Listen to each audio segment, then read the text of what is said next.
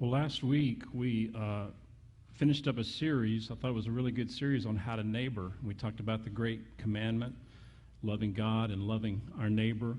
And we spent a month just kind of intensely talking about what that looks like. And I told you last week, as we move into a new series, that we're not leaving that idea. We're still really into loving our neighbor and of course, loving God. And so I want you to still keep that in mind. Still want you to tell us your story. On our website is that place where you can go and tell us how you changed the world for one, and put your name in the pot for an Applebee's gift card. And go online, you can read the stories that have already been shared, but inspire us. I want to know, give me some good ideas on how I can love my neighbor. So don't forget, we're still focusing on that great commandment and loving our neighbor. This series that we're talking about today, Rethink Religion, wasn't the direction I was going to go, but I felt like it's something that we needed to talk about. This past August, an issue of Newsweek had an article that talked about a survey that was done, and this survey to me was startling. And this is the statistic that was troubling me. I'll put it on the screen for you. 52% of Americans say Jesus isn't God, but was a great teacher. Now, the significance of that is that never before in history have over half of our country not believed that Jesus was the Son of God. And that means that those of us who do believe in the deity of Jesus are now in the minority. And I think because of the culture that we're in and the atmosphere that we're currently in, it's very clear to see that we're heading in a really bad direction. And so I think it's time that we rethink what religion really is, because if you're going to love your neighbor and interact with your neighbor, guess what? The subject of religion will eventually come up. It always does. Whether it's, what do you think about this, to where do you go on Sunday mornings when you leave the house? The subject will eventually come up. And so in loving our neighbor, I want us to be able to share with our neighbor, not out of judgment, not out of condemnation, but truly out of love, agape love, the story of what Christ has done for us. And perhaps remember that there's a 52% chance that that neighbor doesn't even believe that Jesus is the Son of God. And we can make a difference. So we need to rethink what religion is about, especially in the context of loving our neighbor. Now, why the suitcase? Well, most of you know my daughter Hannah. My youngest daughter Hannah works for United Airlines, and she works in the baggage department. Now, it's not in the airport. It's not where you check your luggage and you're going to San Francisco and they put your bag on a plane to New York and you lose it. That's not her area. In fact, her office is not even in the airport. It's just near the airport. And she's in what they call the LOB department. Mr. Konzak, tell him what that means. He doesn't even know, and he's a pilot, see? LOB means left on board. And she deals with the items that have been left on board the airplane. Now, you would be shocked at how many items are left on board an airplane. Everything from cell phones, tablets, headphones, small carry-ons, backpacks, duffel bags, purses. A lot of things have been left on board airplanes. And her job is to try to put them back with their owner. And she's pretty good at it. I shared with you a couple of years ago during the World Series in 2017 that Lance McCullers, one of our pitchers, left a duffel bag on a plane in Los Angeles. And in that plane was about $30,000 worth of jewelry. And so he was pretty adamant about finding that bag. Well, guess who found it? That's right, Hannah found it.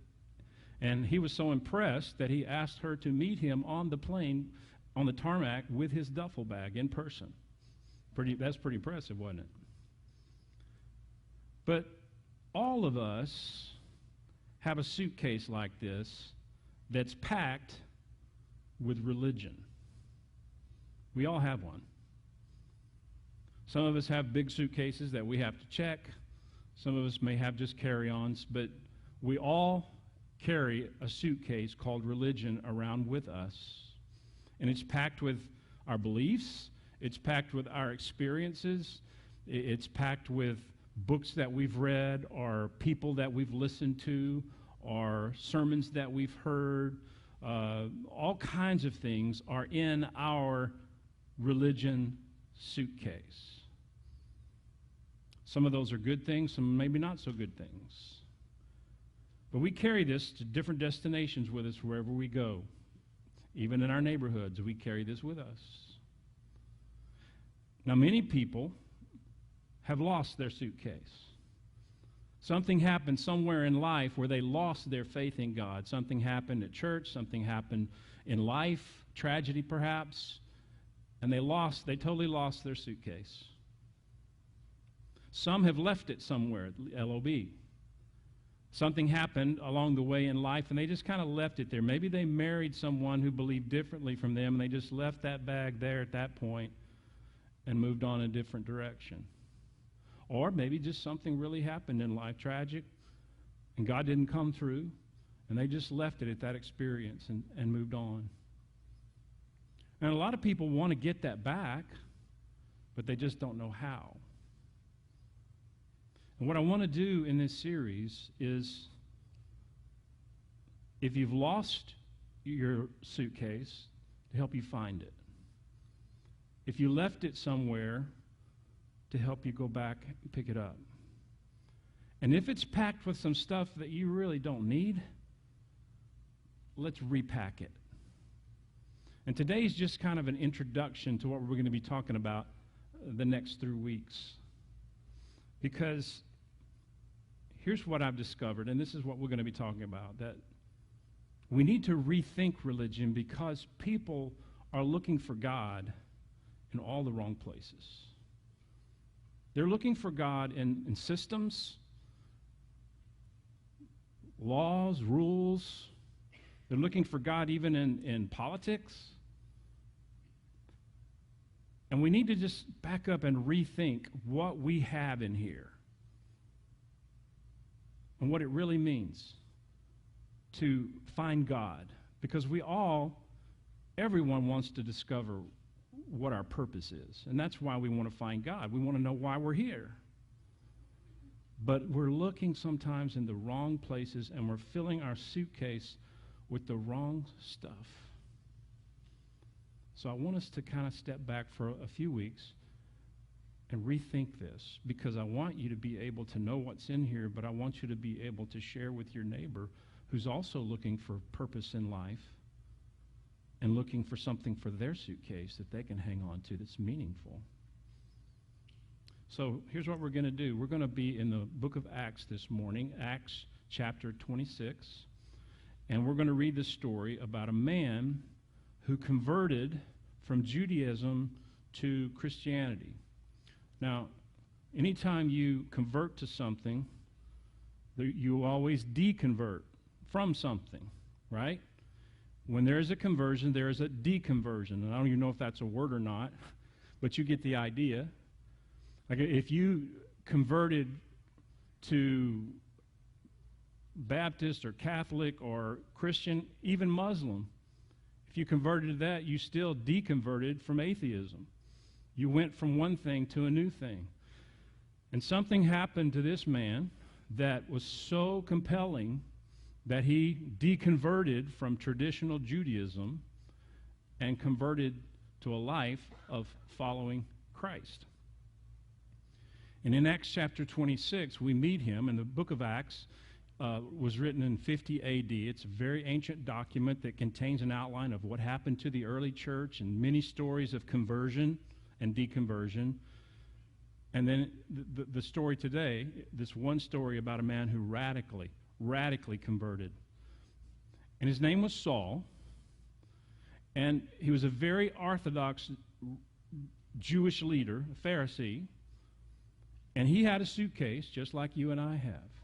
And his suitcase was packed with Judaism. It was packed with rules. It was packed with legalism. It was packed with the law. It was packed with a sacrificial system that said, in order for you to be right with God, you had to bring an innocent animal to the temple and to have that blood shed for the remission of your sins.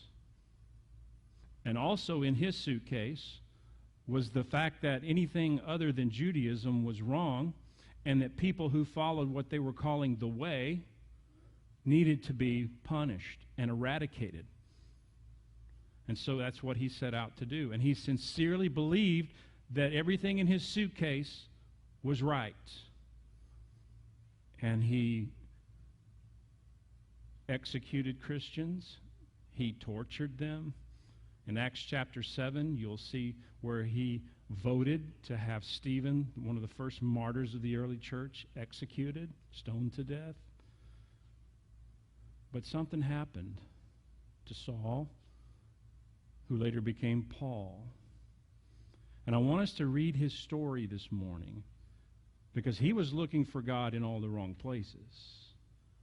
And he finally discovered where God was the whole time. So in Acts chapter 26, we're going to read his story. Now, because it's so lengthy, I'm not going to read it and come back to it. I'm going to read it and just share a few things as I read it. And then at the end, I just want to share 3 quick things that kind of introduce where we're going for the next few weeks, okay? Acts chapter 26, if you found it. If not, of course, you can read right along with me on the screen, beginning in verse 1. Then Agrippa said to Paul. Now, let me stop here and tell you who Agrippa is, because when Paul began sharing his testimony, he began evangelizing the known world at the time, and this really confused Christians because they were scared to death of him, but it infuriated the Jewish leaders.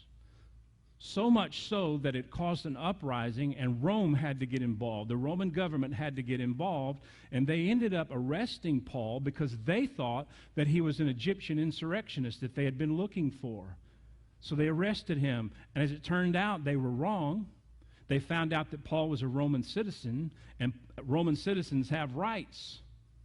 And so they said, uh-oh, we've messed up. We better take him to the Jewish government. And at the time, the man who was in charge was Agrippa, who was really nothing more than a Jewish puppet for Rome.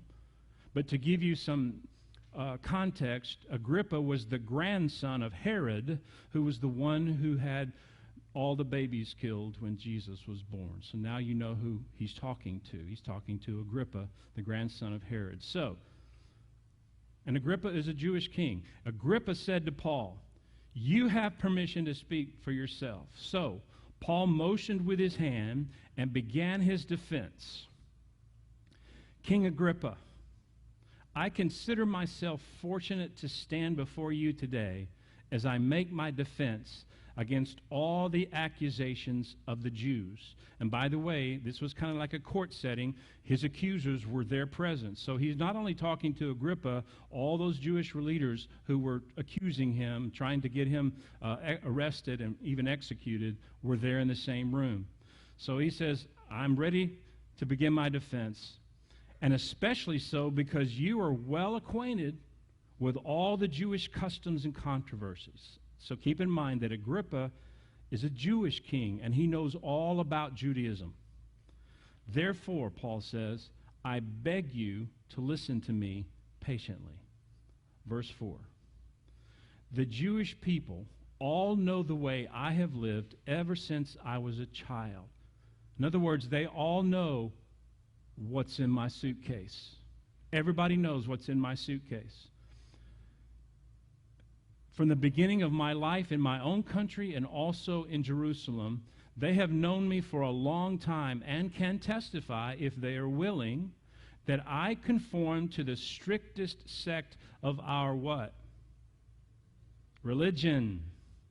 Living as a Pharisee. And Paul is establishing a fact that Agrippa and all the Jewish leaders already knew.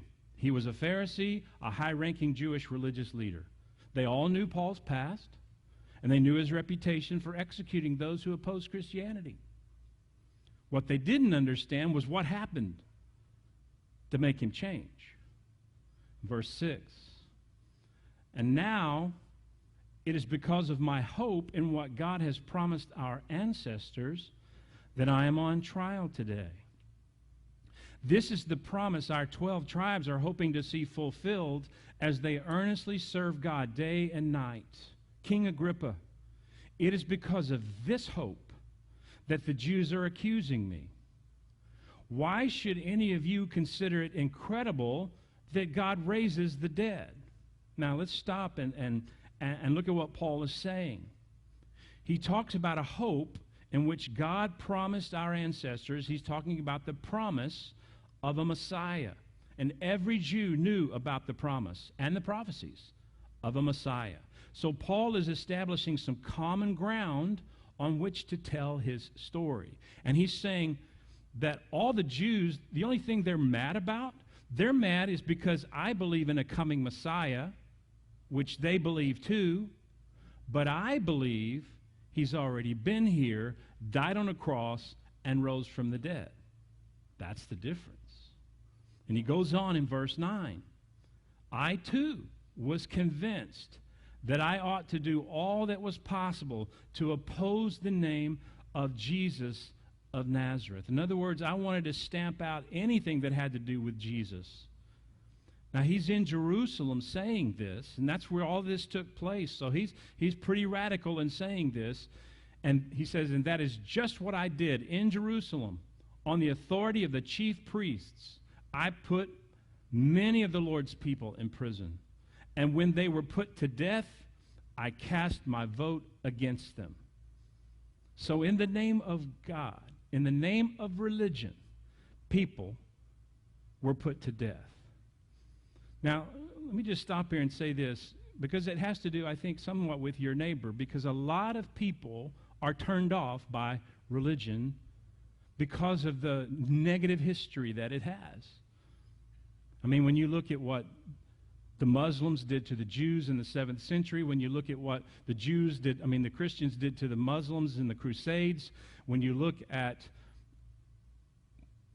religious leaders who have been caught in controversy after controversy, when even 2 planes crash into the World Trade Center in the name of religion, there's an embarrassing history that goes along with religion. There's been bloodshed. So Paul thought that he was sincerely serving God. So he's radical when he's talking about this, casting his vote against them. Verse 11. Many a time I went from one synagogue to another to have them punished, and I tried to force them to blaspheme. You know what that means? When he tried to force them to blaspheme, that means he was part of people being tortured, trying to get them to blaspheme. I was so obsessed, he says, with persecuting them that I even hunted them down in foreign cities. It wasn't enough to eradicate them here in Jerusalem. He went to the chief priest, got permission from them. They gave him letters to give him permission to do whatever he wanted to do to eradicate these Christian leaders. I mean, he was extreme. Verse 12. On one of these journeys, I was going to Damascus with the authority and commission of the chief priests. And about noon, King Agrippa, as I was on the road, and now he begins to tell a strange story. I saw a light from heaven, brighter than the sun, blazing around me and my companions. We all fell to the ground, and I heard a voice saying to me, and look at this deep detail, in Aramaic. He heard a voice in Aramaic saying, Saul, Saul, why do you persecute me? Now, this was probably hard for Agrippa to hear, and it must have been very hard for Paul to hear at that time. I mean, he thought he was serving God. He thought he was the most religious person he knew. But his view of God was wrong. He had looked for God in all the wrong places. And then he says, this voice says, it is hard for you to kick against the goads. Now, what does that mean? Well, a goad was a long stick with a metal on the end, and it was used kind of like a spear to move animals. Now they have electricity in them, right? They have a little cattle prod. It's kind of like that. That was a goad. And kicking against the goads was a common phrase back then. The animal always loses. And the way we would say it in our time would be, you're fighting a losing battle. Paul, you're fighting a losing battle. In verse 15, look at this. Then I asked, who are you, Lord? Now, wait a minute. I thought Paul knew who God was. Paul says, I thought I knew who God was. I thought I knew where to look when it came to understanding God. I thought I knew how to behave in order to get God on my side. I thought I had my suitcase packed with the right stuff. But he goes on. I am Jesus, whom you are persecuting, the Lord replied. Now get up, stand on your feet. I have appeared to you to appoint you as a servant and as a witness of what you have seen and will see of me. I will rescue you from your own people and from the Gentiles. I'm sending you to them. Now don't miss this. I'm sending you to them, Jews and Gentiles, red, yellow, black, white. I'm sending you to the people of the world who believe all kinds of things, who have a suitcase packed with all kinds of ideas. To do what? Verse 18. To open their eyes.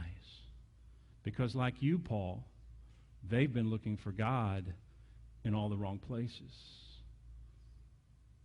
To open their eyes and turn them from darkness to light and from the power of Satan to God, so that, and here's where you kind of drink the Kool-Aid, so that they may receive forgiveness of sins and a place among those who are sanctified by faith in me.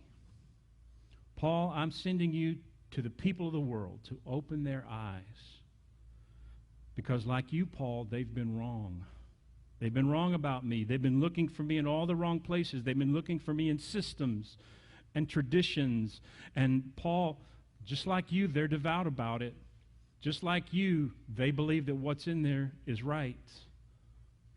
But I'm sending you to open their eyes to what they have in here. It's an incredible story. And I want us to just draw three things from it as we get into this for the next few weeks about what's in here. The first one is this. We need to unpack our religion and repack it with a relationship. We need to unpack our suitcase of religion and repack it with a relationship, because Paul clearly says, after this happened, and he wrote all the letters that he wrote, telling this story over and over again, and then just building on it in the New Testament, that it's obviously not about a religion, it's about a relationship. So you got to throw away the legalism and throw away all those ideas that you've packed in here that have anything to do with controlling you and saying you're not good enough, and replace it with a relationship, because that is what God wants. That is why he sent his son, to have a relationship, not a religion. And then secondly, if you want a relationship with God, it begins with forgiveness of sin. Jesus said to Paul, I want you to open their eyes to the forgiveness that I offer. That's what I'm sending you to do, is to open their eyes and know that they can have forgiveness. The thing about forgiveness is this. Everyone has needed forgiveness. Everyone. You, me, everyone. And it doesn't matter what religion you are. Even if you don't believe in a religion, you don't believe in God, you've still broken your own standards. You haven't lived up to your own standards, or you have disappointed someone's expectations, and you have had to apologize. You have had to ask for forgiveness. That's what we all have in common. But that is where a relationship with God begins. It begins with forgiveness. And for the fact that no matter what we've done, what he did on the cross for us nullifies that, pays for that, so that we can have a relationship. It's through forgiveness. And you know what? Your neighbor needs to know this. Your neighbor needs to know that they can be forgiven. Your neighbor needs to know that they don't have to trust in a system. They don't have to do a bunch of do's and don'ts. But they can have a relationship, and it all begins with forgiveness of sin. And just like forgiveness heals any other relationship, husband, wife, family, friend, boss, so forgiveness from God heals the relationship that we have with God. And then finally,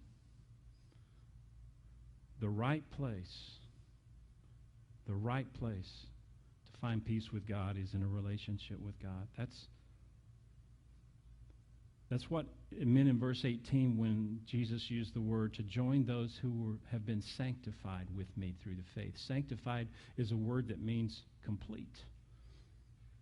And when something's complete, it's finished, it's all been done. It means you don't have to worry about it anymore. You don't have to work your way at it. Once you receive God's forgiveness, then you are now in that sanctification process of becoming complete, and you don't have to worry about earning it. You can have peace with God because you've been forgiven. So in this next time of Sundays, I want us to step back and rethink our religion, because people are looking for God in all the wrong places. And so is your neighbor. And God, just like he sent Paul to open their eyes, he's sending you and he's sending me to the people that we know and the people we have influence with and the people we live by,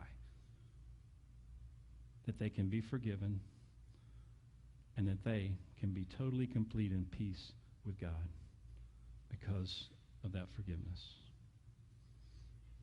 So my question is this: what's in your suitcase? Jennifer Garner wants to know what's in your wallet. I want to know what's in your suitcase, because we all have one. If you lost it, I would challenge you not to miss any of this series, because we can help you find it. If you've left it somewhere, we can help you go back and find it, pick it up where you left off.